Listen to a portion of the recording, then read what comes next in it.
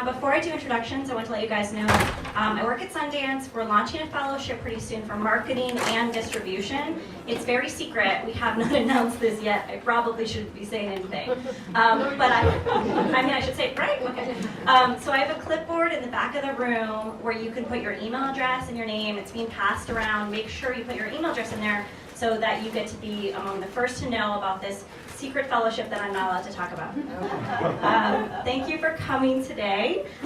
So we'll start with some introductions, but before we do, I have a challenge for you guys, and I've never done this before, so it might not work. What I want you guys to do is it's basically call our bluff. If we use an acronym, if we use corporate speak, if we use any term you don't understand, please raise your hand, yell out, translate, translation, English please, excuse me, what, I don't know what you're talking about, any variation thereof, and we will then be called on our bullshit and be forced to explain to you what we're talking about. Marketing and distribution, as we all probably know, is filled with a lot of barriers to entry in terms of understanding all the things that you need to know as an independent filmmaker, and we're here to kind of dispel all that and break down those walls, and we don't want to create more walls. So even during the bios, if we use acronyms or talk about some company you want to learn more about, we have an hour and a half, guys, so let's fill it up with lots of questions and lots of interactivity. So let's start with Elise, and then you want to introduce yourself for the crowd? Sure, thank you. Hi everyone. Hi.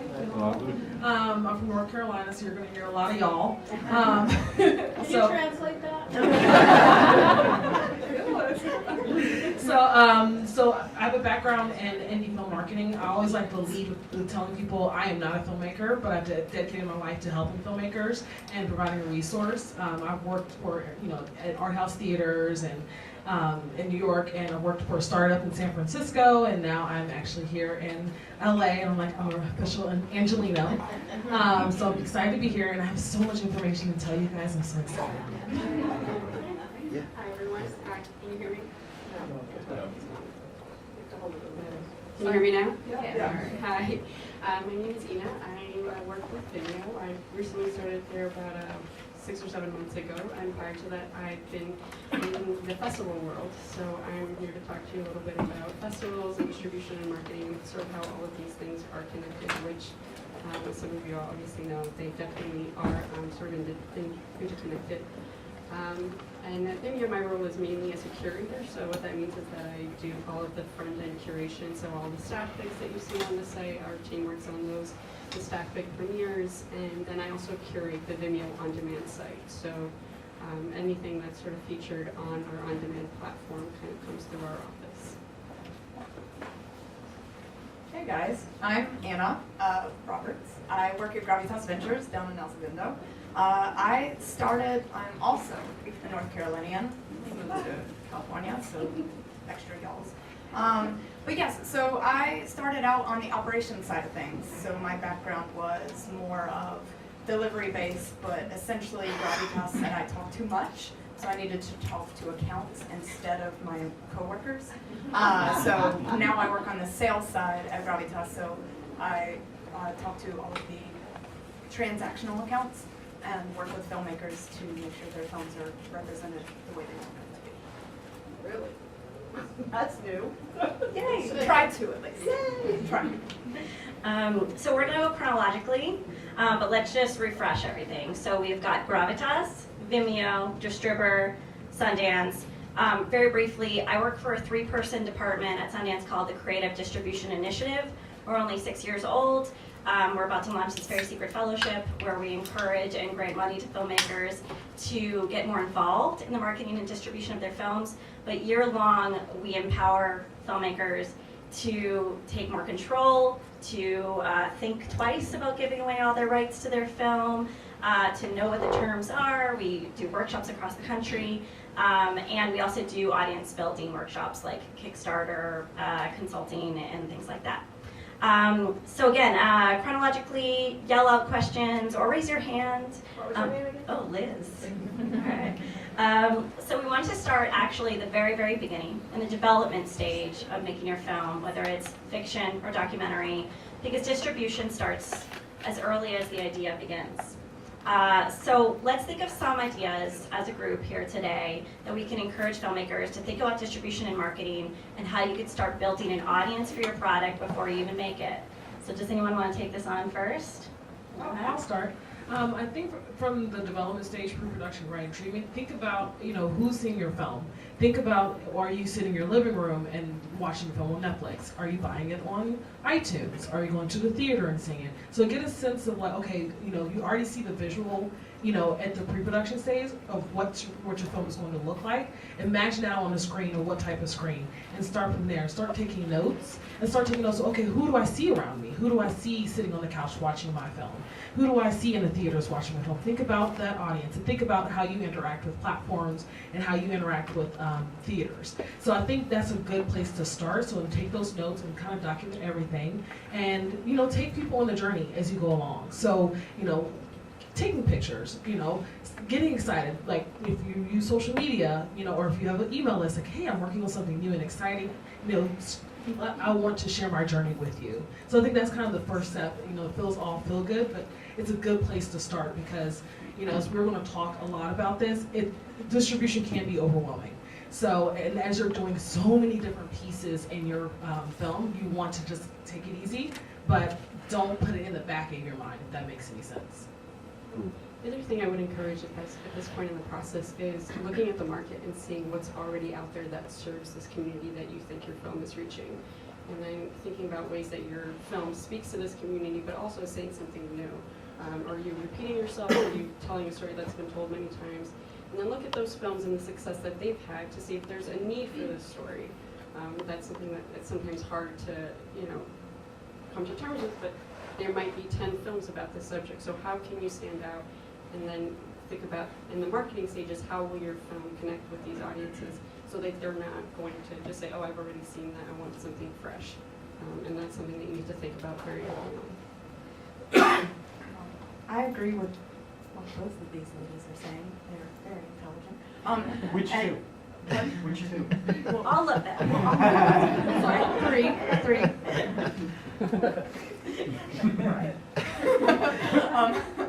Yes, but and it's also, do your homework, especially looking at how you're looking at theaters and how you're looking at iTunes or Netflix, and you're looking at what film you want to make and if there are others possible, but also when you're looking at these platforms, look at how quickly they change every Tuesday and Friday. And think about how much, and you're going to hate me when I say this word, content is coming in and out. Because there are people that are servicing things from many, many studios, and there are over 1,000 pieces of content each month that are there for the public to see. And so what makes yours unique?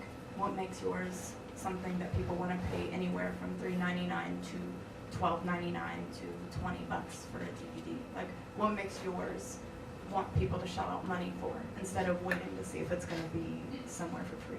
And jumping in on that, and this is something Elise touched on, there's the old world of distribution, and there's the new world of distribution. We're in the new world of distribution, right? And there's a lot of like cool hacks to building your audience and connecting with your audience that's in the new world of distribution.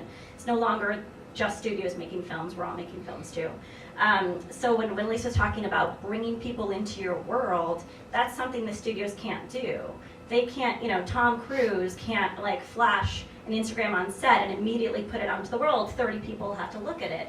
So if you're making micro budget content, you don't have to worry, sorry, I'm going off of my micro budget platform. Yay. You don't have to bypass all the gatekeepers that you would traditionally do in studio filmmaking. And in that same kind of paradigm, you can bring people into the world of filmmaking if you let them in. If you could post on Twitter about it, on Facebook about it, create a website where you do a blog, all these ways to audience build before you even make the film. And to add on to that, it also helps when your film plays at a festival because, I know you can speak to this, having, information, having a website, having a Twitter, it helps festival marketers market your film to people at the festival. It also helps when your film is live on a platform. And when we pitch films to Netflix, Netflix wants to know, what kind of presence, what people are people interested in seeing this film. That's a very key important because all these platforms need to bring audiences to their platforms. That's their first priority. Then it's like, okay, now let's bring their films. So it's very important to have that audience, build that audience throughout the whole process. Absolutely. Oh, yeah. Just on a general level, are there any resources now to help you streamline the process of finding specific demographics for different niches or things like that? Or do you just have to dig into? I encourage you to do dig in because there's, as Anna said earlier, platforms they're changing, and not just the content, they're changing. The audience is changing. Netflix 5 years ago is not Netflix today. The same audience that was on Netflix 3 years ago is not the same audience that was on Netflix today. So it's ever changing. So it's always good to stay abreast on the change. I keep going back to social, but follow all these platforms of social media and seeing what they're promoting and seeing how they talk to you and the language that they're using. That's the best way you can tell what their demographic is. Also, Facebook analytics, right? So if you go and, this we'll get into when we talk about releasing content, but if you go into Facebook analytics, you can directly market to specific buckets of people. So like everyone was saying, you could figure out what is the other content that your audience is watching. If I always, what is it, the player analogy, it's like Jaws meets The Secret Garden, I don't know. Then the buckets are the Jaws fans and Secret Garden fans, and you market directly to them. So that's, something we'll talk about later, but sometimes it's figuring out who your audience is first and then trying to get to them through social media. On the back. Is Facebook Analytics an example of the new model for Nielsen ratings per se, or is that, you know what I mean? Nielsen ratings was the old paradigm, how they figured out who was watching what, but they can't even figure out really to a minute point. Really, it's still a general idea of who's watching what. So after you're 35, they don't give a shit what you watch, really. So it's is there so Facebook Analytics, is that kind of the go-to place to get a Well, I don't think it's so much Facebook Analytics as it is social listening tools. Okay. So Facebook Analytics just tells you how well your posts are doing. Okay. They don't inform you on what people are interested in. But there are social listening tools that a lot of platforms like Netflix and iTunes and Hulu, they actually listen to the audience. So say if you ever just when you get a chance to search Twitter, please bring this film to Netflix, or please bring this film to Hulu. People are demanding what they're wanting at the platform, so this is becoming social listening. So there's Sprout Social and Buffer and all these different little social listening tools that are able to inform. Okay, search films on Netflix, and then you'll see them there, and you'll see a whole bunch of people mentioning it, and that's kind of how to tell what people are interested in. I want to see more thrillers on Netflix. I want to see more dramas on Hulu. So that's a good way to kind of understand what people are looking for. But going back to your question too, just to get off on another soapbox for 3 seconds, these platforms are not sharing data with filmmakers, and that's something that pisses me off. Yeah. So I just wanted to say it out loud to see if anyone else gets pissed off by that concept, and maybe we can form a revolution in this room somehow. But yeah, there's not a lot of information in terms of the direct platforms giving directly to the filmmakers who's watching their content. Season Spark does. They want to make that. Seeing Spark is fabulous. And so does Vimeo. Thank you, Vimeo. Yay, For Vimeo. filmmakers that sell their films on demand, we have extensive access to data. That's because we're mostly a platform, we're not a distributor, so we want to give filmmakers the tool to make smart decisions about their films. So if they know where their films are doing well, they can invest more money there. If a certain activation or a certain promotional code isn't working, then they'll change strategies. But we're definitely trying to move in that direction. Thanks, Vimeo. Is that in, because I have one on VOD, so I have them looking at that. So is it just on the platform, right, that promo codes like that? You're right. On your profile account, on your account profile, you should be able to see the stats and the data download, which it's essentially like a very big spreadsheet. And we have tools on how to sort that information so you can make sense of it. Because I'm not great with spreadsheets, but if somebody can figure out a way to make that information organized, then you can really use that to your advantage. But that's definitely available. Going along the development stage, which we're talking about growing your audience while you're in development and writing your project and creating your project, I wanted to touch on casting, and I wanted to check Anna out and see when you're looking at projects, how important is casting? In the, I know that you're not overseeing acquisitions per se, but from your experience at Gravitas, how important is casting? It's incredibly important, and it's not just, and it doesn't have to be, the big movie stars that, you see in major studio films. This can also be cast members who have large social media followings. I cannot stress that enough, how important that is with some of our films. We'll have, for example, we had a film, it was these two girls based out of Toronto, and they started a YouTube page. And they started making fun videos on YouTube, and then they started promoting the film they were making on their YouTube page. Then when the film went live, the cast and the director and writer themselves became social media stars, and so their film was able to overperform because of that, and a lot of people paid attention to that film. So don't just think typical. Again, the whole world is changing in terms of how people are buying content. You've got these YouTube conventions where teenagers are, begging their parents to take them so they can get a picture with a YouTube star or an Instagram star. And so think about those elements as well, because they contribute. Is like I have an active friend who I make cast in. So my question is 5,000 Facebook friends and like a fan page, because he's also an artist, considered a large social following, like you No. said, or no? That's not considered. That doesn't count. Though. It's a good start. It's a good start. But in terms of, carrying weight and actually wanting to put a film in a theater, no. Is 50,000 good? Yes. What about Star But Meter? you can't have 5,000. Star meter. So you're talking about IMDb star meter. It's okay. Not a lot of people pay attention in terms of weight to that because it changes every day. And so when you're like, oh, this person is at 237 on the star meter, they're like, well, I just checked and now they're 2,037. And you're like, what mother? Like, yes. So it's. I only asked that because I'm doing a project and the investor said, you have to get a known actress and a known actor who have a star meter under 1,000. And it's like, I know it changes, but, and that was contingent on, them being able to invest in movies. So how do you get around that chicken and the egg thing? Like, you have to get a star to get the money, you have to have the money to get the star. Crowdfunding. Sorry. I'm a micro-budget feature filmmaker. I cast my film myself. In my film, I have Bobby Moynihan from Saturday Night Live and Lauren Lapkus from Jurassic World and Orange is the New Black. Wild horses. It's Wild just, how do you horses. get them? How do you get those people? I cast it myself. I reached out to them directly, and I only had the money through crowdfunding. Gatekeeper from Facebook?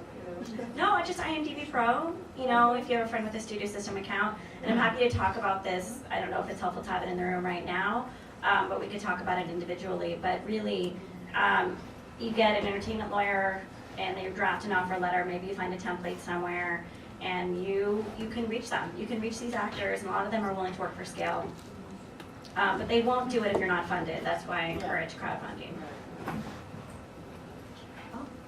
Can each of you speak to this question that keeps changing each year about social media, since you're on that, and in the development process specifically in social media, when is the right time to start posting about your film? Because right now, in this market, I'm being told by every filmmaker I know, keep it all on a DL. Do not post anything until the minute I tell you. Nobody's allowed to. If you do, you're going to get fired. So, and you have to sign now a contract when you're on a movie saying, I'm not going to post anything anywhere about the movie until you tell me. I disagree with that, only because you need to build an audience. So you announce that, hey, we're going, say our film got into Sundance, and people are just now hearing about it now. It's going to be you have a large steam. But if you gradually plant the seeds, you can be very clever too. I've seen, some accounts start, like, especially if it's like has a little like certain element of like it that's really weird or different, has a little gimmick to it. So it's like posting about that gimmick, or having a viral campaign. Like there was this documentary about school bullying, and they were like, they had done something where it's like, we are against bullies, and they did a social campaign about it, and then they're like, oh, this is for a film, this is kind of awesome. So you can find creative ways around it if it is contingent on that, but I say let people know far and wide.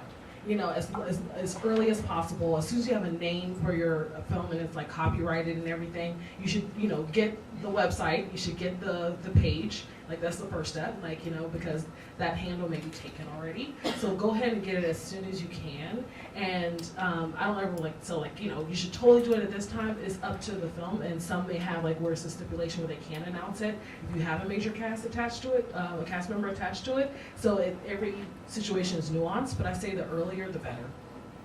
Does everyone agree? I would just add, to just be very selective. I mean, in the process, when you're making your film, your main focus should be making the best possible film.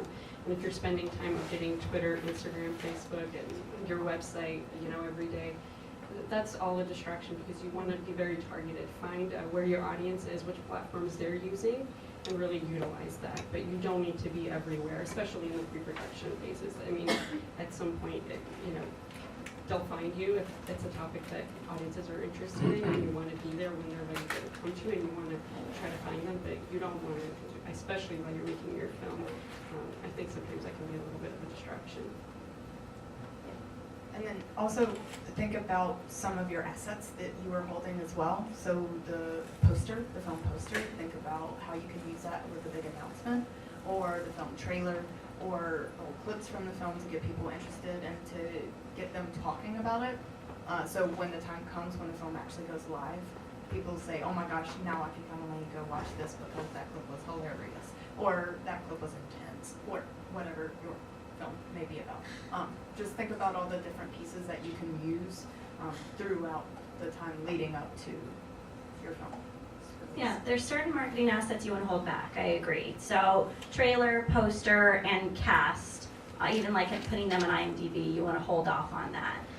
But I highly encourage to be open and honest and transparent about filmmaking as you're making your film, so that you're educating your community about how you're doing things, you're answering questions for them if they need some help and if they want to talk about how to make their film. So I think that there's a sneaky way to do it, like jumping onto that gimmick or showing, Instagrams or pictures or tweets from set where you don't show your cast faces or things like that. There's a way to keep going, but I think also what we're forgetting to acknowledge here, or maybe we're doing implicitly, is there's an establishment route and then there's the grassroots route. And if you want to go the establishment route, there are a lot of rules, and you do need to abide by them because you can get in trouble with publicists and agents and managers. I do start kind of early and often, how often, because I co-produced a project with 4 women, and they were like, can't post this often, it's gonna burn out the audience, so I just know what you guys' thoughts are on that. Because we did start early in pre-production, posting stuff, posting pictures from set and things like that, and then by the time we got to release, they were thinking that it might be inundating people. Yeah, no, I don't suggest posting every day, unless you have great updates every day, exciting things happening every day. But some of those things, exciting things on set, don't need to be posted.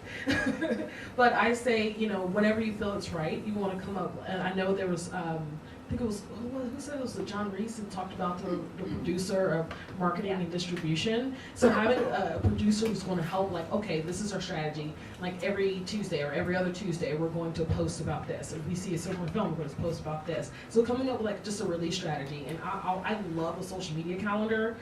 So you can just put in on a spreadsheet what you're going to post each day. So you have a schedule. Okay, we're going to post this post, on this day. So you kind of can manage it. So you're not overwhelmed when you're trying to make your film. You know that, okay, I post on this day and I can go and focus on something else. And Ashley Maria, who's sitting right here, she's in post-production and documentary, and on every Tuesday, she does Tell Me Something Good Tuesday.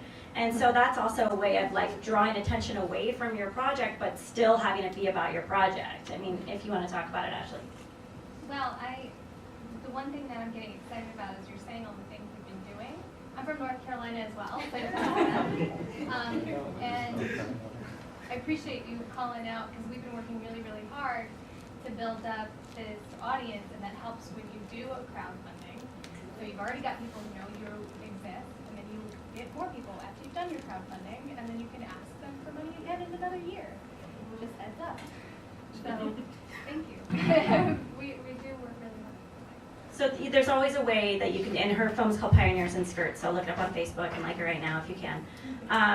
So there's this way that she cleverly did, which is regularly posting and scheduling, just like Elise was saying, but something that's only peripherally related to your film, so you don't get in trouble with publicists and managers. Her film's a documentary, so it's in a slightly different bucket, but it's still, it's performing a public good too, because she's asking people, her community, to tell her something good about the world so that we could all, you know, cheer each other up. So there's something of value for that as well. I'm going to move on to festivals because I think we're getting stuck in this development phase. But if there's still some more questions about development, feel free to pepper those throughout the day. When it comes to festivals, what kind of piece of advice do you encourage filmmakers to do to build their audience and market their content? Well, one of the things that I would definitely encourage filmmakers is to look at that festival's previous lineups and see if your film fits within their vision and the audience that they're curating for. I think it's really easy to kind of go on these exhibition platforms and just kind of like send your film out to as many festivals as possible. And sometimes that's tempting because once you have a few rejection letters, you want to make sure you get into festivals. So you're trying to make sure you've covered all of your bases. But I think it's really important to be strategic. You need a good festival just as much as they need the good films. So you need to be selective and make sure that you're spending your time and your money into festivals that are going to help you either find new audiences for the film or find press, or if you're looking to sell the film, look for a market festival. Depending on what you need for the film, that should really drive your festival strategy. And then from there, you know, there's tiers to all of the festivals, so you'll have your target festivals, and hopefully you'll get into those, but then you'll have your plan Bs and plan Cs, and you should have a different strategy for engaging with audiences at all of these different festivals, and they will be different depending on where your film's playing. Absolutely, and then making sure once you do get into a festival, taking advantage of getting people to review your film. So then when the film is able to release, you are able to use all of the laurels and the reviews and all of the positive vibes or negative, if you want to just flip the script and use that to your advantage. But using all of the pieces that you can get from a festival and using that to your advantage when your film is releasing to the larger customer base, that is huge. And that's huge for people like us who are talking to platforms and saying, a lot of people saw this and we got really great reviews from Variety or The Hollywood Reporter or IndieWire. It's really great for us to be able to talk about those and to use those to talk about your films because they're very important as well. Just want to jump in really quickly. To get those people to review your films, you contact the festival and you say, can you send me a list of the press who are, you know, associated with your festival? So the festivals are there to help you find press to cover your film. And a lot of filmmakers don't know that you can just contact the press office at the festival and get that resource. And also contact the marketing department too, saying like, hey, I have a lot of material for you to use, you know, give them as much as possible. Because if you ever go to like a festival page, you'll feature some film stills from previous years. So you want, you know, say if your film still is, you know, included in that festival marketing, that's huge for you because more eyeballs on film, and they always give you the credit. It's like, oh, this is, you know, this is this film. Also, don't neglect what I call the second tier festivals. You know, no slight to Sundance. I didn't get into Sundance. It's true. Not everyone gets into Sundance, and I know that that devastates a lot of people. I was the shoulder for a lot of people for a lot of rejections to cry on. So yes, this, you know, I get it. Not everyone gets in, but there's some incredible I call it second tier festivals that are so helpful towards filmmakers and such an incredible resource for you, and those who offer some type of grant for your future films. I know I used to work at Rooftop Films, and if your film played in the festival, you're eligible for grants. So Be Safe Southern Wild, and there's a lot of incredible films that have gotten grants through showing at that festival. I used to work for Peter Broderick. He's a distribution consultant. You may have heard of him. I see some nods. That makes me happy. And he encouraged me to do what I'm doing today, which is pass around that clipboard and get everyone's email address in this room. I'm doing it because I'm announcing a fellowship, but you can do it because you're growing your own personal audience. So when you're screening your film at a film festival, during the Q&A, get every single email address you can so that when you go live on iTunes, you can market directly to the audience that supports your film the most and already loves it. So, invest in a clipboard if you can. Getting into a film festival is a huge thing for your film, but you attending the festival and making the most of that experience is really where you're going to get your money back on this whole experience. Going to the screening, participating in the Q&A, collecting those emails, bringing postcards with your film's website, having posters sent to the festival ahead of time. At the Hamptons Film Festival, we've had filmmakers come out the weekend before the festival to do some guerrilla marketing, find the communities that they know will want to see their films. Festivals as a whole will just tend to promote the entire festival. It's rare that a small nonprofit film festival will have the budget to do a campaign for every individual film that they're screening. So it's really in your hands to, once you get into the festival, to take those extra steps further and get the most out of it. Yeah. I've had a festival tell me that I'm not allowed to pass around a clipboard of my own features. Which festival was that? Can you say? I don't want to say, because they were also very good to me in a lot of other ways. But like, how can I get around that? I mean, I had almost like a packed house and it was pouring rain, but now I don't have access to any of the people that, and we won the audience award. You too. tell them they're making money off your film, and then all you're asking for is a clipboard in return. Sorry, or I'll do it. But yes, okay. Did anyone have a Don't real ask for answer? permission, just do it. I would say don't be afraid to ask for what you think is right. I That's mean, right. filmmakers have asked us things that we just hadn't done before, and the usual answer for festivals, because they haven't dealt with sort of the legal issues around like filming a Q&A so that you can put it on your website when you release the film. Push for the things that you want. Most film festivals will be flexible, and I found that to be the case with my experience. I was just to have a basis moving forward, can you tell me what the range is for a micro budget film? Because I've heard it thrown around all day today, and I'm like, what is the range? Is it like 0 to 100,000? It's 0 to different. It's different for everybody. I asked at Sundance, I was doing a panel on micro budget filmmakers, and I asked Sundance if they had any micro budget filmmakers, and they're like, oh, under $1 million? And I was like, no. I say 250 and under just because Okay. you're in that SAG ultra low budget range. Okay. If you get some die-hard people, they're gonna say like 30K. So I call that micro, but then you get into weird specifics. Okay. Yeah, thank you all for being here today, by the way. AFM is coming up, but I'm still really in the development stage. Is there any advantage to going to AFM strategy-wise, meeting, whatever? I say it doesn't hurt, because it's an educational exercise, if anything at all. It's educational exercise and markets. I think that AFM is probably the strongest market for international people to come into the U.S., strongest U.S. market for international buyers and sellers to come into the U.S. So I say it's a learning exercise. I say walk the floor if you can get a pass, and then just learn as much as you can. A lot of them are looking for things that are in production. A lot of the companies are looking for things that are in production. But distributor, we're going to be at AFM, and we want to meet with filmmakers who are there too, who want to learn more about different ways they can distribute their film, as opposed to getting a distributor on board early. So I say it doesn't hurt. If anything, you're getting more people interested in your film. Does everyone know what distributor does? I see some nods. Okay. If anyone doesn't know and want to explain right now, it'd be good. Yeah? I am that person. Oh, sweet. So, hi, Distributor. So Distributor, we are basically, you can go on distributor.com, upload your film, pay a flat fee, and then we can get your film on digital platforms worldwide. We have direct relationships with, of course, Netflix, Hulu, Amazon Prime, in terms of the subscription-based services. So they're the ones who offer licensing fees, which have replaced the minimum guarantees of the distributors. But we also have access to iTunes, Amazon Instant, so if people want to buy and like rent your film. Let's see, Vudu, Google Play, Sony and Xbox.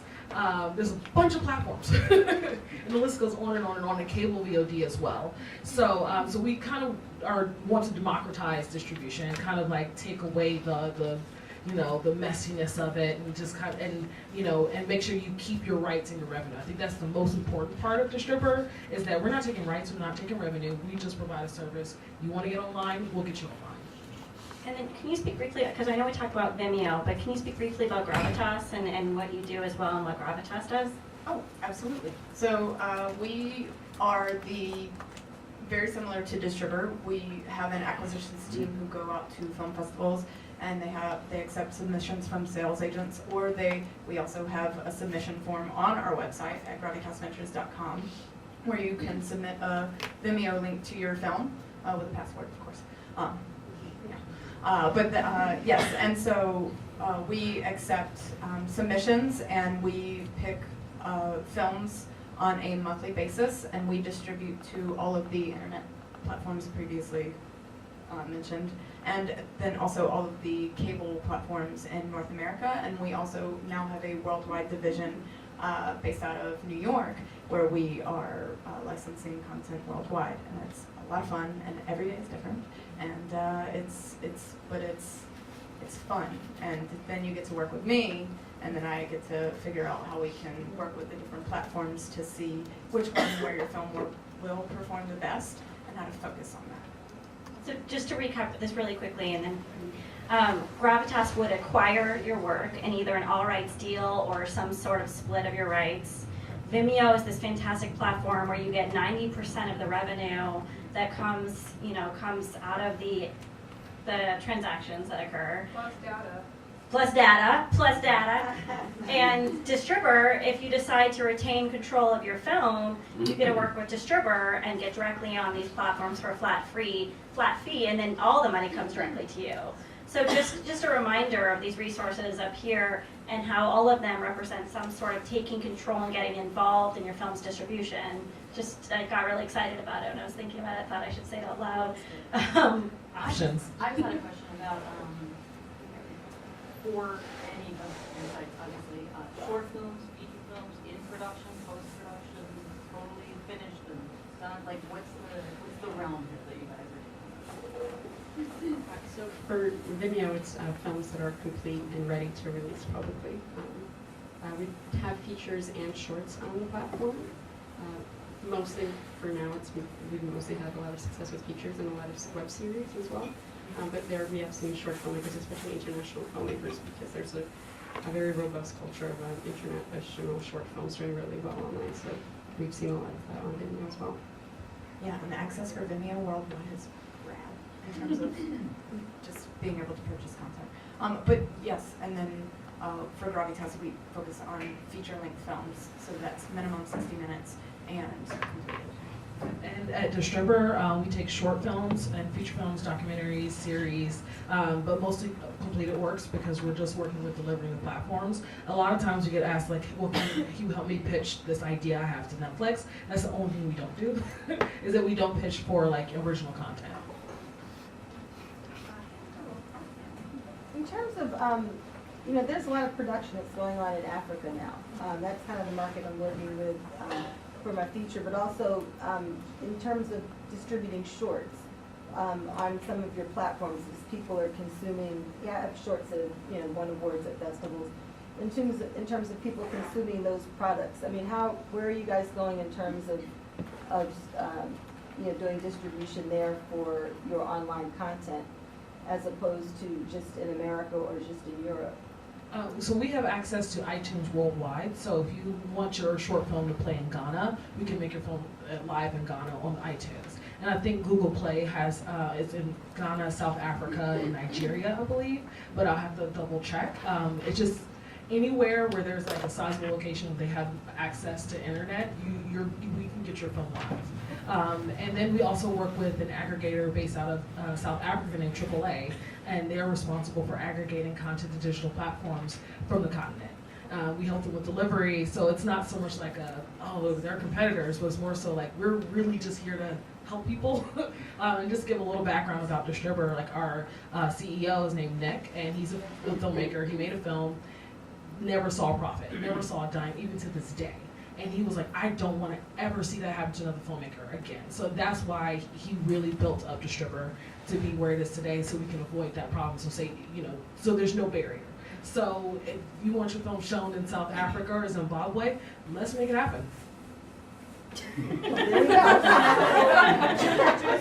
Just to jump on that, okay, it's great to get your film on a platform, but if nobody knows your film exists, this is the next step of how then can the filmmaker, besides Facebook, social media, is how do we market so that there's actually driving people to That's definitely a challenge that we are trying to fix. I think something that Anna and I both do is merchandising. And you want to take it away with merchandising, what that means?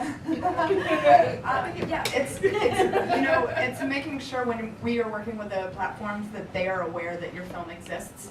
And then we work with our contacts at those platforms to get excited about your film. So they say, oh, well, I am a part of that film now too, and I must promote it on my platform. And so it's our job to get people excited about your film so that it doesn't just exist on its film page. It exists and it's a Vimeo's Death Pick, or it's a selection on iTunes for recent discoveries, or Google Play has an interest in it, or YouTube has an interest in it, and people of those companies promote it, so not just your fan base see it, the entire fan base of that platform see it as well.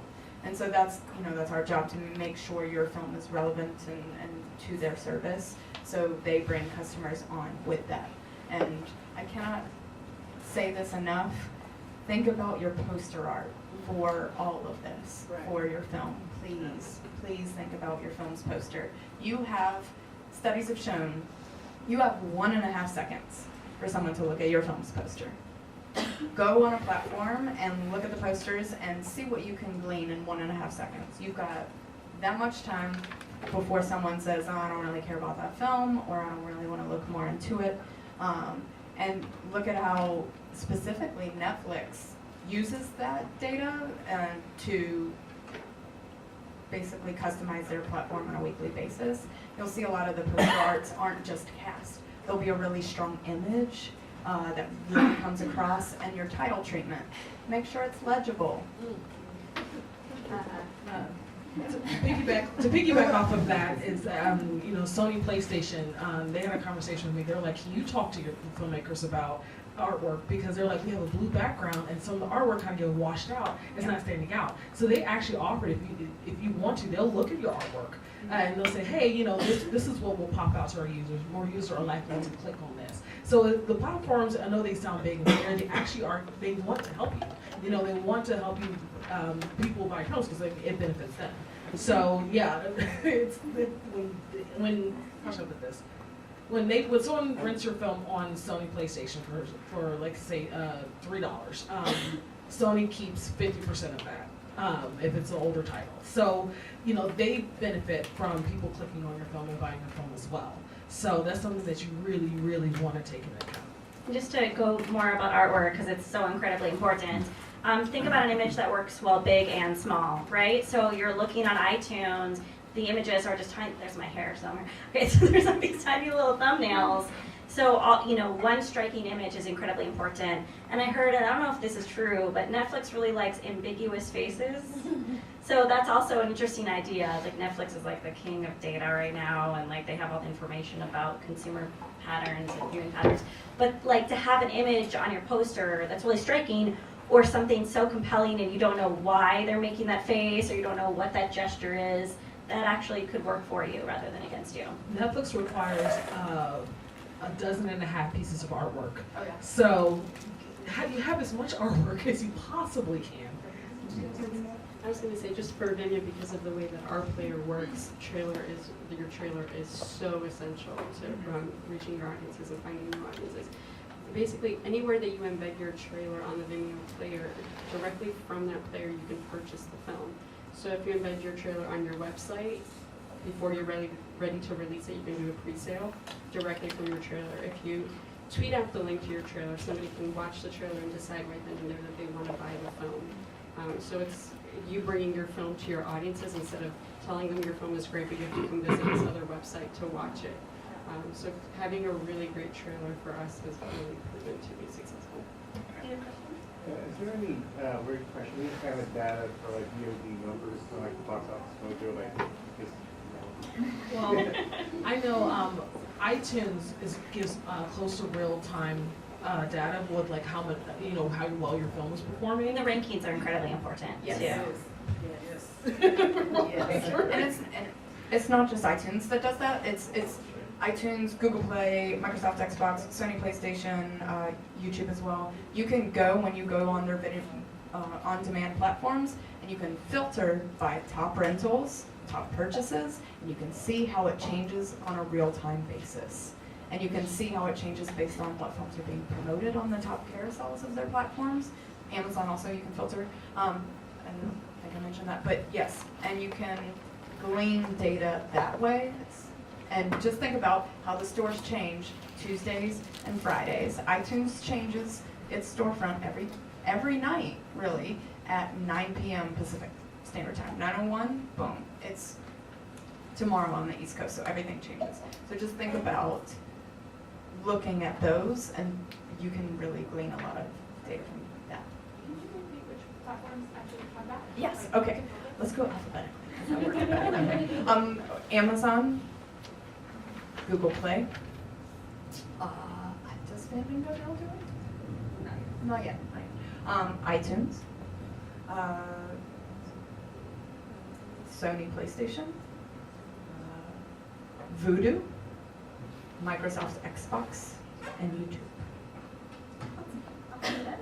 That's impressive. I want to like talk about some of the other things, but I feel like we should go in order. But can we talk about pre-sales really quickly, even though it's slightly like jumping ahead? But you were talking about data and transactions on things like iTunes, Amazon Video, Google Play. Something that we advocate in our department is the push for pre-sales. So what's really, and I'm sorry to push iTunes right here. I love Vimeo. Vimeo's fantastic. Okay. So what we encourage our filmmakers to do is really promote pre-orders on iTunes. So let's say your film is going live September 1st. We encourage a 30-day pre-order period where you're driving people to purchase on EST, so like usually that $9.99 to $12.99 purchase price of your film during that 30-day period. Because once your film goes live, all those transactions become live as well, and you get a massive boost in the rankings on your release date, and then you can start to get organic traction. And that's the only day that happens. It's like all 30 days build up to that one release day. So it's another, hack to getting marketing and distribution attention. Well, I disagree with the time frame. I say closer to 2 weeks and below, or even 1 week. Yes. And We'll I just say agree to disagree then. And you guys here as well, but I want to hear this. Oh, no. So we encourage, because, and this is from a marketing standpoint, urgency. The same thing with crowdfunding. You want to push a sense of urgency. So saying like, hey guys, you can, and this is something that even iTunes told me. One of the guys at iTunes was like, encourage dynamic pricing. So say you have a pre-order period of 2 weeks and you're offering your film for the low price of $9.99 to own it. That's EST for those who, you set a term and, I'm calling. I defined it after you said it. So EST electronic sell-through, which means on platform speak, it's people purchasing and owning your film. So people in that pre-sales, people they're purchasing your film, but the money comes out I think on the day that the film goes live. If I'm not mistaken, I could. Yes. Okay. 9:01 p.m. Yes. PST. PST. 9:01 a.m. PM. So yeah. So. Sense of urgency, and then they're saying the price is going to go up to $12.99 live date, so that's pushing sales. in that short pre-sale, like you only have 2 weeks to do it, so you better do it, like you hurry up, buy it, so that increases the volume. So yeah, there's something that Nick, our CEO, kind of talks about a lot is like the hockey stick effect. There's going to be a surge, and then there is going to be a drop off. It naturally occurs because say you got the placement in the iTunes store, which is wonderful, but as Anna pointed out, you know, the store changes. The store changes again, so it's going to cycle out. And then also working with, you know, something that we always do, like, hey, I want to actually, you know, be included in e-sales or merchandising for that the platform's promoting. So iTunes like, hey, we were, you know, say you have a documentary about climate change. You know, they're doing featuring documentaries about climate change. Oh, I want to be included in the sale for, you know, anything you want. And I was like, oh, well, this film is about climate change. They're doing this, and that you'll see a huge boost in sales because it's cycling back in the store. So yes, all that to say, I mean, as long as you have a pre-order period, I'm happy. Yes. Yeah. I stick more with the 30-day, just so we can glean the data and I can share that with filmmakers and say, okay, this week, we didn't, whatever tactics we were using, I think we need to use different ones. We need to do a harder push. And then we'll sometimes drop a price for a weekend and say, this weekend only, you can own it on the day it goes live. For this amount, it's only happening this weekend, and that's how you get those people to pre-order your film. Because as soon as that store change happens, and you get, I don't know, 500 to 1,000 pre-orders, you're automatically in the top 25. And then people say, what is this film in the top 25? Oh, I'm gonna check out the poster art for 1.5 seconds. Just briefly, here's a hack to that. Buy iTunes gift cards for all your friends and family for Christmas. And then force them to buy your film during pre-sales. And you'll also get 50 free promo codes for your film to send out to the press, but that's only good for like 4 weeks. So keep that in mind too. Yeah. I do want to say that, and just sort of really reiterate how difficult it is to get 500 to 1,000 pre-orders for a micro budget film. I don't want everybody to just go, oh, I just have to do that. With the film, Gravitas has 3 of my films, and with the first one, all I had to do was get 75 pre-orders on iTunes to guarantee it was in the top 25 on the day of release, which we did. And then now it's like, Gravitas like, well, you don't gotta have to get 750 pre-orders. So I'm like, you know, because that is, doesn't matter how much people love you, it's like, and even when they tell you they're gonna do it, I promise I'm gonna, you know, it's really difficult, so. Yes, you know. thank you. Yeah. Yes, I have a lot of I wish it was that people. easy, oh, you just 500 to 1,000, you know, it's like, Yeah. 75 was doable though. So, 75 pre-sales was doable. I wish it was I so wish that it would have stayed number. that way. Yes, All and this is very, like, Thing's a great point. All this is very hard, but that's why we want to give different strategies, right? So if you push pre-sales, if you cast with an actor who's an influencer, and if you get strangers to pre-order as well, if you run that crowdfunding campaign and maintain a mailing list and your direct marketing as well, if you're doing all of these things, I know it sounds like a lot of work, you know, you can make an impact in distribution.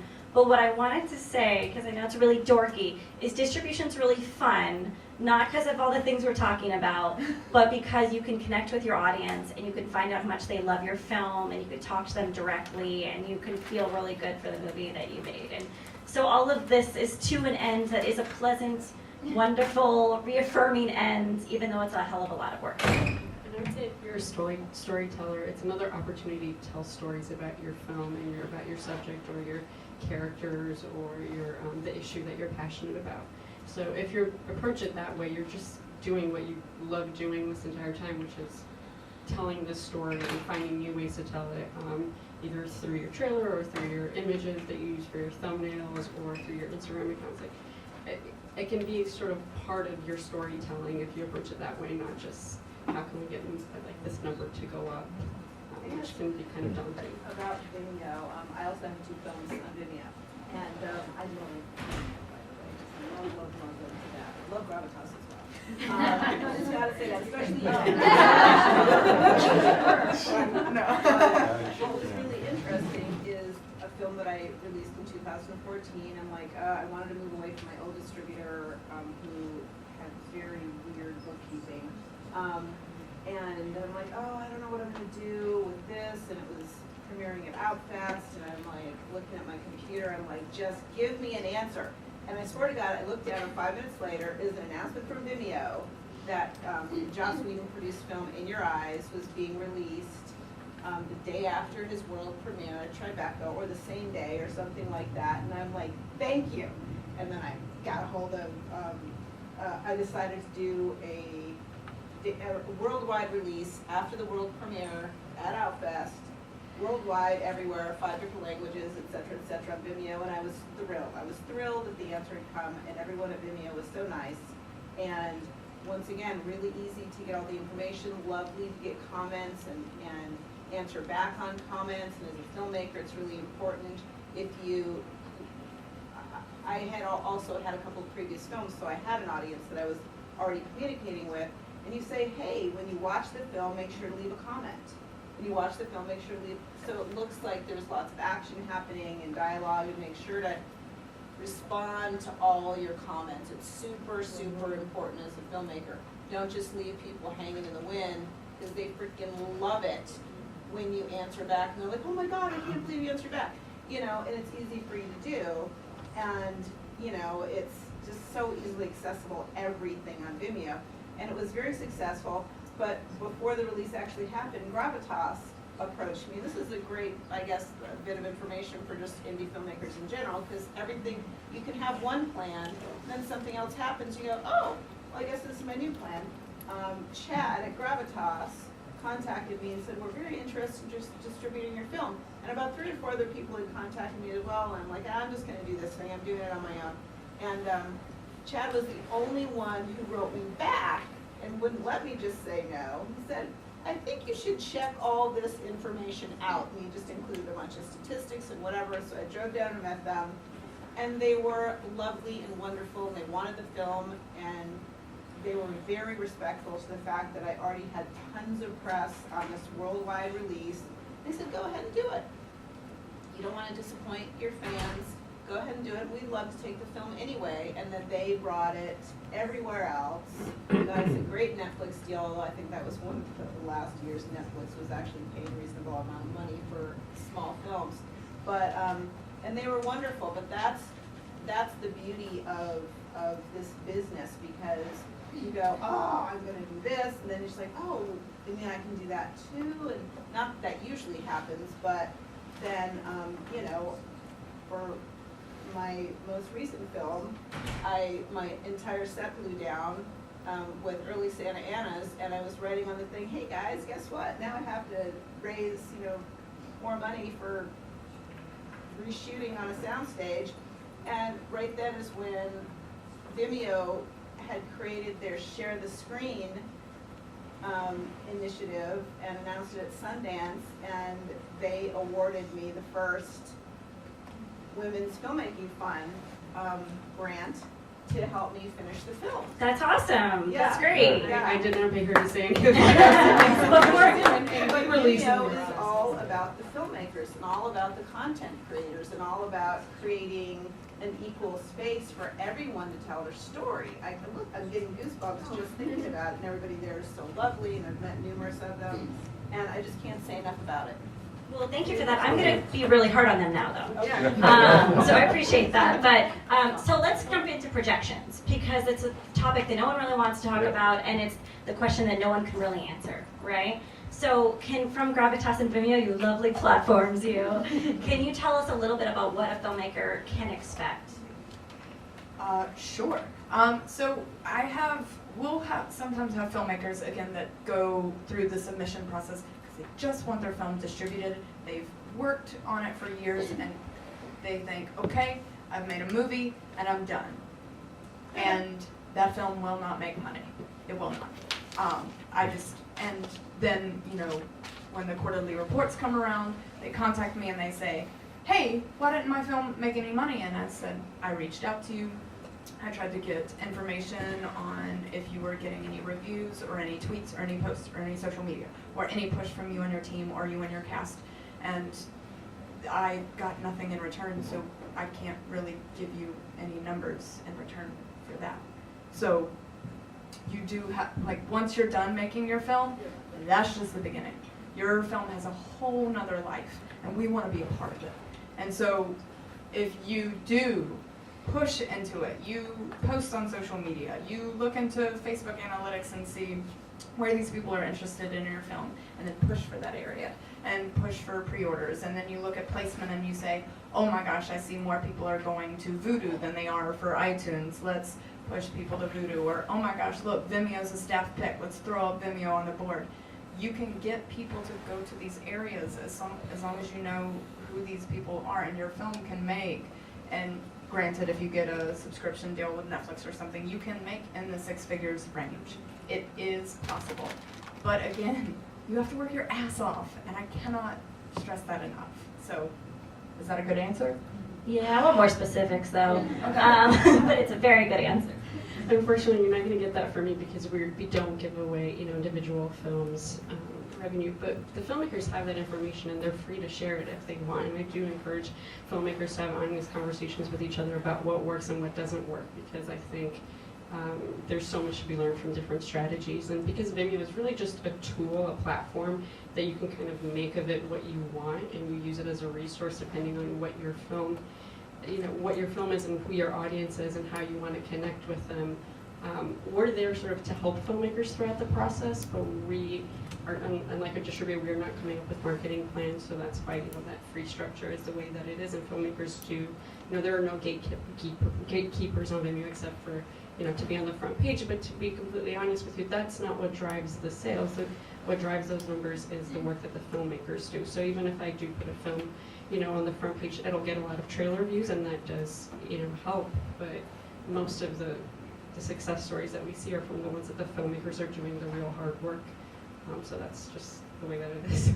I have something to add. It's going to be very hard to get a clear answer about projections because, you say, if I say you're going to make, X amount of dollars, you're going to make, say, just throwing out a number, $60,000 from a Netflix deal. And I say, yeah, that's good. So you go and you try to get on Netflix, and Netflix like, actually, we don't want the film. You're like, but you guys promised me $60,000. Yeah, it can get kind of messy.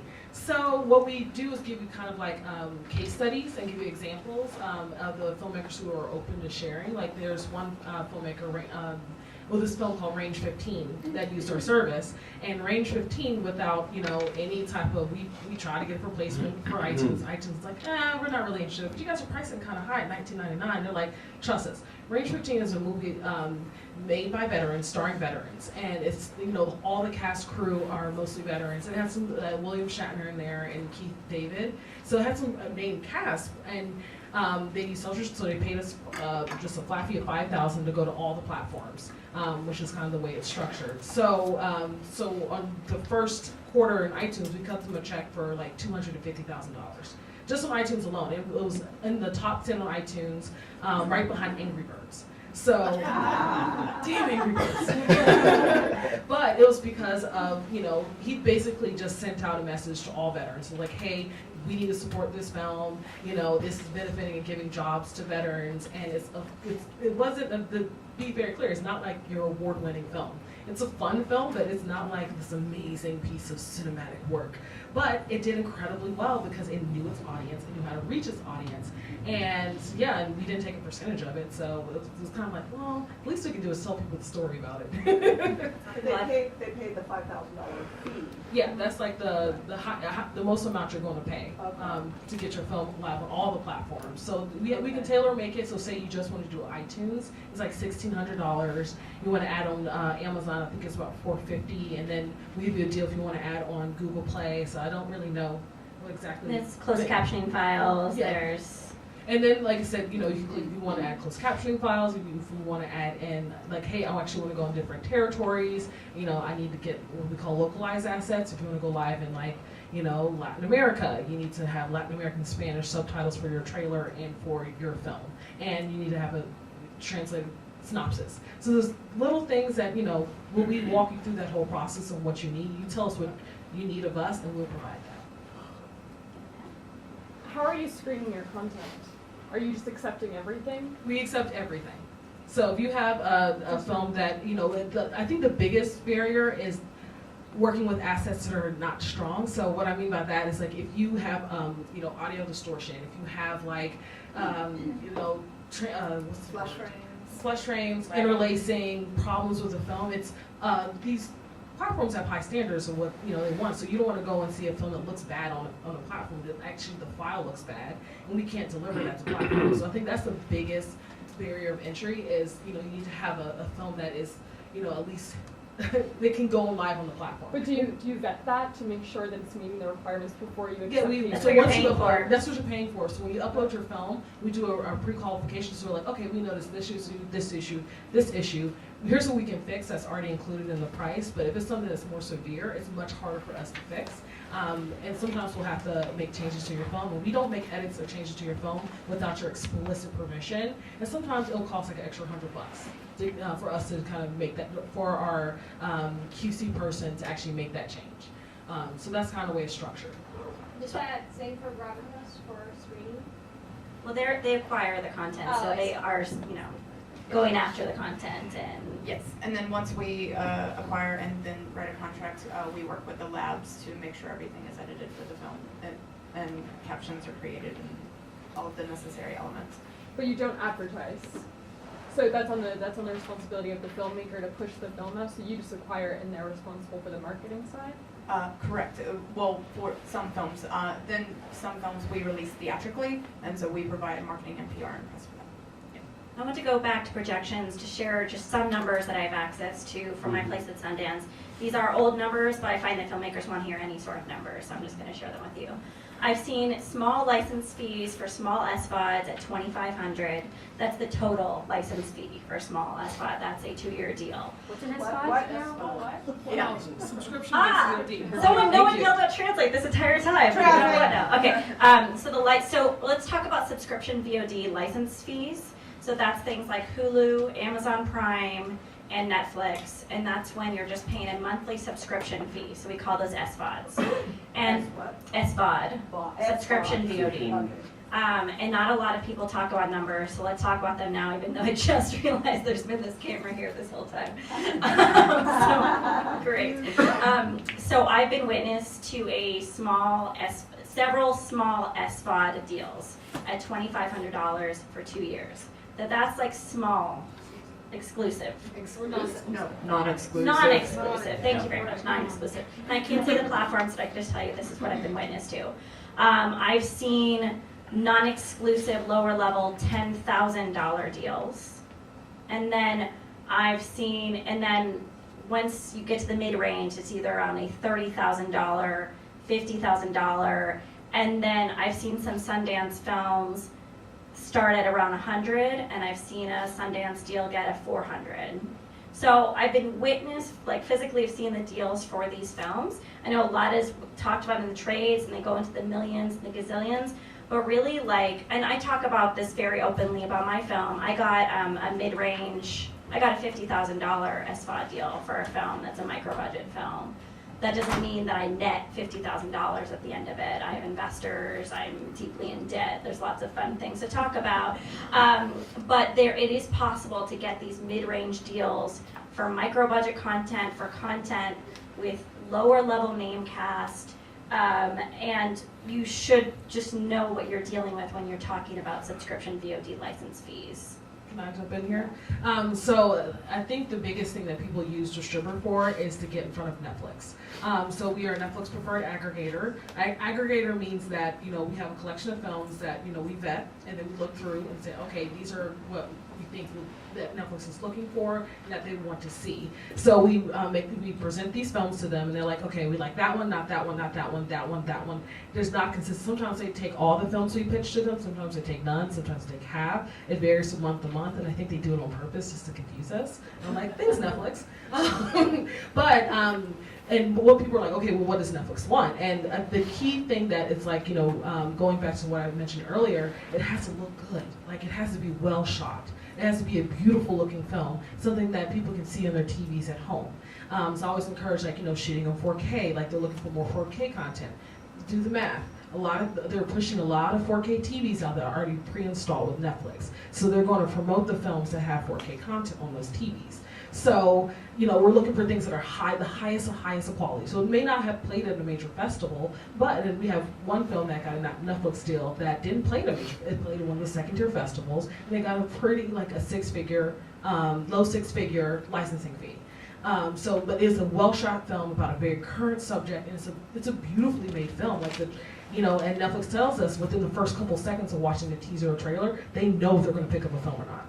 Within the first couple seconds of a teaser, so you gotta make it good. And we always tell filmmakers, invest in your trailer, like we mentioned earlier, invest in your artwork. If they want to see, like, hey, are people gonna be are you driving people to Netflix? Like, who else is in the cast? What kind of, social media following do they have? Do they have that, that infamous K next to the number on the followers? So but it's important. At first I was like, oh man, that's BS, but I'm starting to realize how important it is. So that's kind of like the rundown of what, Netflix and the other platforms are looking for that as well. They want something that's beautifully shot, that matches their audience. So, I'm gonna dive into this. Sony, PlayStation, and Xbox, their gaming console. Think about the demographic they use as gamers. It's mostly male, 18 to 35. Witcher film work best on that platform. Vudu is owned by Walmart, so there's a lot of like the Middle America. Witcher film work best in kind of the Middle America, the Midwest, and the South. So it's good to be important. Like, okay, where do I see my film fit? And sometimes not every film gets picked up on Netflix, and I know it's very discouraging. But there's other great SVOD platforms. You're probably only making $2,500, but someone can watch your film. So it may be a site that matches perfectly with what with your audience, and they say, hey, we actually want to offer you a little bit more money because people are watching this film, they want to see it. So there's a lot of flexibility, and that's something that distributor wants to offer. Use the flexibility. The power is back in your hand. And I know we talked a lot about self-distribution. It's daunting. It's hard. Me and Liz talk about this. It's the third act, and it's probably one of the hardest things we're ever going to have to do. But we try to make it as easy as possible and simplified as possible. But yeah, the power is back in your hands.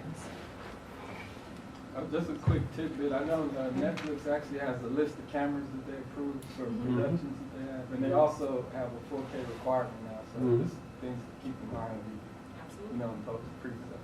Thank you for sharing that. There's no it's all right, Mark. Yeah, I just had a question about that, because I've had that conversation with your boss, and I think he's your boss anyway, but someone at distributor Go Digital and Jason, Nick, not Nick, but anyway. Adam. Not Adam. Anyway. Let's go on the list. But he said those same things. But the one thing he didn't tell me, or maybe I didn't ask it specifically, was to get that kind of ballpark on a license fee for a film made by someone in this room, not a film that's getting a big theatrical, whatever. And I've had my own film streaming right now on Netflix that went through a freestyle output deal with a 10 city day and date, and that triggered a bigger license fee probably than normal. But would you say that most of these films that they're not getting like a day and date, or they're not doing any kind of real theatrical, is it strictly pretty much 5-figure kind of license fee, or is it half, six-figure, like low six figures or whatever? Can you give any of that kind of idea? Yeah, so we try to give as much of a range as possible, because we wish we had a regular amount that Netflix gives us, but they don't. Because like I said, Netflix loves us. they love messing with us. They're like, okay, we'll this one will definitely get this amount, and then they'll give us something completely different. But 5-figure is probably more accurate for a lot of films that that play at a festival, that have a sizable audience, have had a theatrical, but having a theatrical is not as big of an indicator for Netflix as we once thought it was, and we thought that was interesting. So we're in a constant learning process too, and we're always adapting. We've worked with Netflix for the past, I would say, about 7 or 8 years. So we've had this ongoing relationship with them, and it's changed almost every quarter. So I always like to tell people, we're kind of at the mercy of whatever they're looking for that month, or whatever their budget, because we wanted to aggregate content to them for the rest of 2017. I'm we don't have a budget for it, but let us know things for 2018. So like I said, they're ever changing, but it's Netflix has always been the pinnacle. We're in a building called Pinnacle. It's been the pinnacle, but Netflix may not be right for your film. And I try to get that to filmmakers. It's like, Range 15 didn't get picked up from Netflix, but it got has an incredible audience and had more money than I would have assumed it would have gotten from Netflix. I can't say for sure, but but it played well on the platform. So it's a matter of going back to where we're talking, knowing your audience and understanding which platforms or places work best for your film. And your film may be a theatrical film, and that's great. Your film may strictly be on digital platforms, but it's something that you need to sit with your film. Yeah, I didn't think we would be able to fill out 2 hours, and now I'm really nervous because we have so much more to talk about, and we have to leave at 4:30. I wanted to just touch on Mark's question really briefly, just because from our department at Sundance, we're actually starting to advocate against theatrical unofficially, just because of the financial loss filmmakers are taking for doing theatrical. And a lot of filmmakers, they want to see their film in theaters, and I get it. It's a wonderful emotional experience. You just have to kind of figure out which is more important to you, revenue or the emotional experience of seeing it on a big screen. You would advocate for like an event theatrical, like a one night Yes. type of a thing where you can play a Absolutely. few cities as long as you're figuring out how you're going to leverage that to something down the line. And that's the big thing is like these engagement. Engagement is incredibly important. Bringing your cast and crew in for a Q&A, doing something immersive, doing it if you can afford it, or if there's some way to do it, send a VR complimentary short so that people are even brought even more into the world of the film. Absolutely. And then we still advocate things like TUG, which again, it's like there's so much to talk about, guys. Interpret. TUG is crowdsourced theatrical. So it's a way that you essentially, it's hard for you to lose money on a TUG theatrical run, but it's all based off of demand. So if you have enough people in one geographic area who want to see your film, that screening gets greenlit, and you get to participate in the revenue with TUG, and you take a part, and TUG takes a part of it too. It's TUGG. It's really fabulous, and it really works well for cause-related films. A lot of documentaries is where it really it's a sweet spot. I saw him. I wanted to ask Anna about what the travel dollars takes for theatrical, which are what the requirements are. Oh, sorry, I was not listening. You said you also do some theatrical. I was wondering what your criteria is. Yes, so for theatrical criteria, again, we do more focused on cast and more genres that aren't dramas, because they typically perform better in a theater, and then also niche-based documentaries, because we can be able to target where those customer bases are, and we can get them to go to a theater. But we have a lot of documentaries that do TUG, and then they also do Gather, which is GATHR. There is no E in it.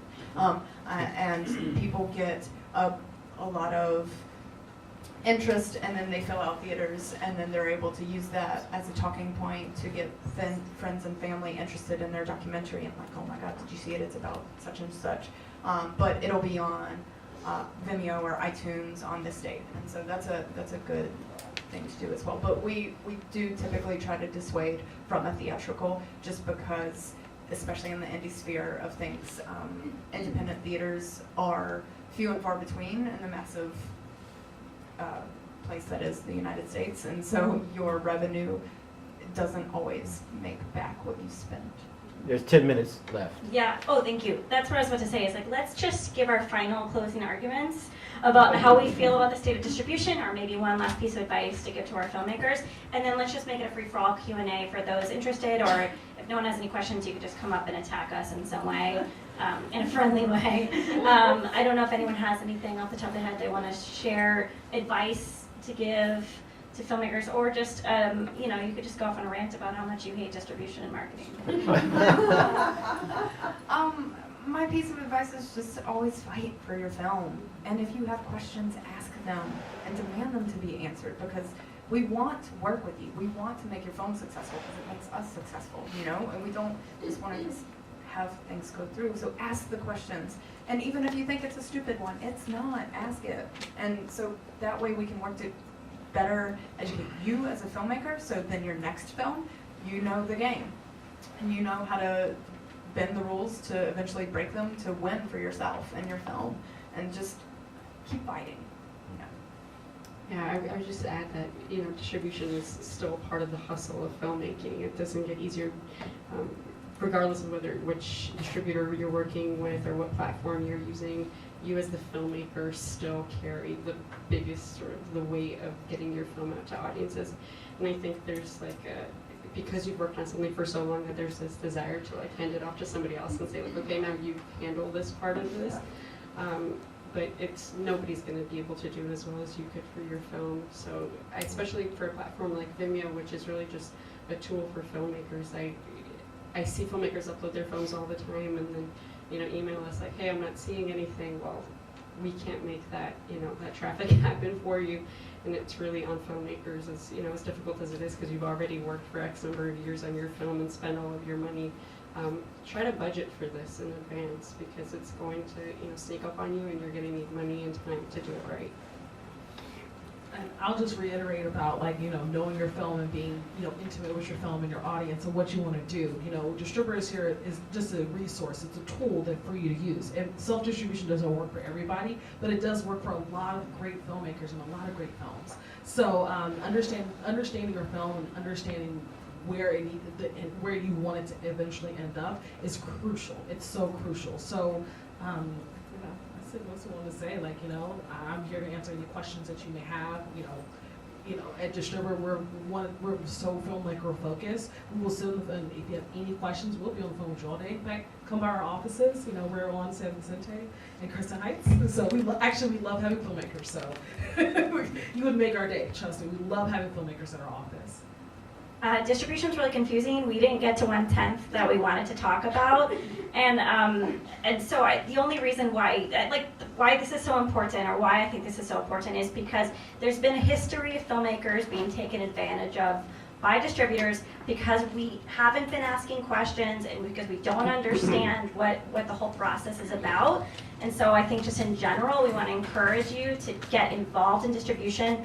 Ask questions. Don't be afraid of looking stupid. You don't look stupid. They look, sorry, no one here. But a lot of distributors will put on a facade that you're bothering them, or that you shouldn't ask these questions, or that you should know better.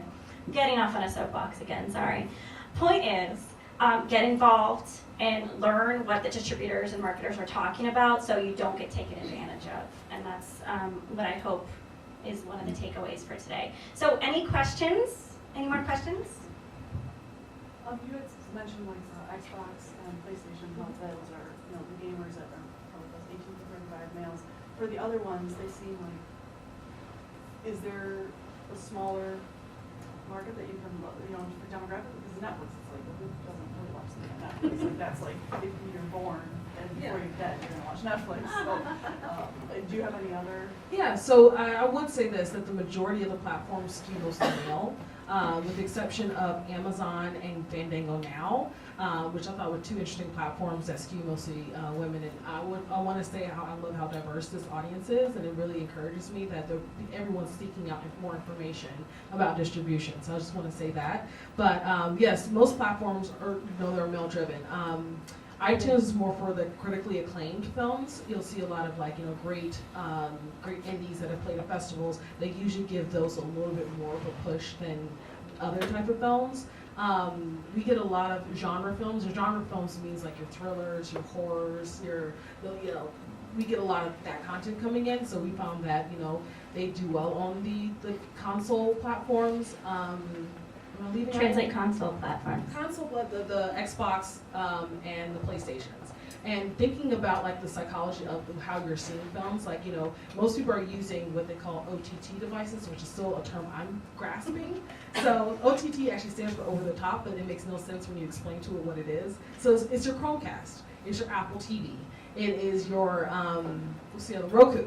So a lot of people are watching films that way. So platforms are thinking about, when you're in your living room, who's buying these devices? So they want us to think crucially, how many people here have Apple TVs? And how many people have Roku devices? I saw more women raise their hand for Roku devices. Fandango now launched on Roku devices originally as MGO. So they noticed that more women are likely to buy Roku devices than they are Apple TVs. So that's how they got their audience in there. So they're real smart. So I'm like, oh, I'm learning so much from each one of them because I have a phone call with them with one. So don't think I left off any platforms, but if I have, sometimes. Documentaries play better on. Documentaries play better on iTunes. Absolutely. Sci-fi adventure play better on Xbox and PlayStation. Dramas play better on Amazon. That's not gospel, but that's what a trend that we've noticed. We have time for maybe one or maybe two more questions. It's like less than 5 minutes, so if you can answer them quickly. Somebody started off the morning with saying, or asking the question, is independent film dead? A lot of the rhetoric out there is TV is where it is at the moment. And I think as filmmakers, our question is always, should I put all the time into developing my feature film, or rather a TV series or web series is quite big at the moment. What is your opinion on it, and what are you guys seeing in content that everybody wants content, but what content? Can I jump in really quickly? Yeah. I grew up knowing I wanted to be a filmmaker, and I like live and breathe the idea that I'm a filmmaker. And ever since I was 16, I wanted to make my first feature film. So like, I feel like that feeling may be apparent for other people in this room, that it's incredibly important to us. So yes, you probably should be thinking about episodic and VR and other forms of interactive content.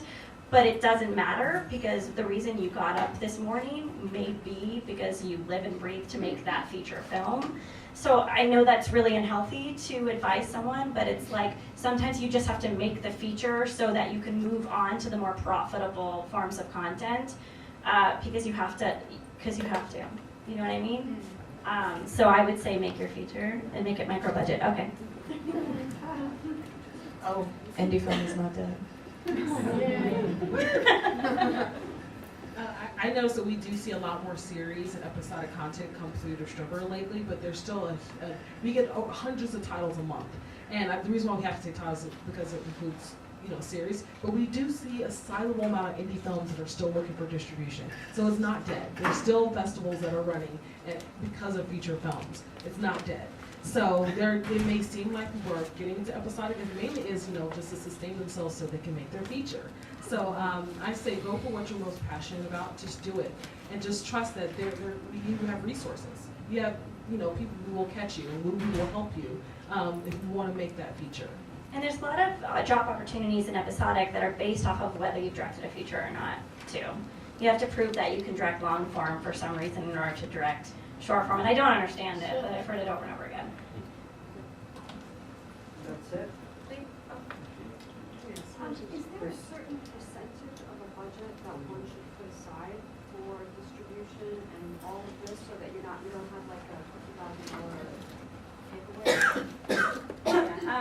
I work for Peter Broderick. I think he used to advise, and I could be wrong, I think Mark left the room, but I think he advised like $50,000. I think that's really hard since my entire film was made for $100. But I would say I've heard at 1/3 of your budget. To distribute. At the most for us is 5,000. So we're good if we have a 5. We're good if we have 5. And going back to what Liz mentioned earlier, crowdsourcing. So people usually do a crowdfunding campaign just for distribution. So you say you've gotten to that point, you've gotten investors, and you've gotten money to make your film. Do a crowdfunding campaign, for however much you feel comfortable with, and doing the research. You know that there's a source out there where you can pay $5,000 and get in front of a bunch of digital platforms. Just trusting that and kind of building upon that, and then factoring money to make your marketing assets, factoring in money to festival travel or anything like that. So factor that in. Crowdsourcing is the best way for distribution. Like, hey, you guys are interested in my film, you want to see it? Pay $10 on my Kickstarter campaign. $15 on Indiegogo. So yeah. And that's a full-time job while you're doing that. Oh yes. Yes. Absolutely.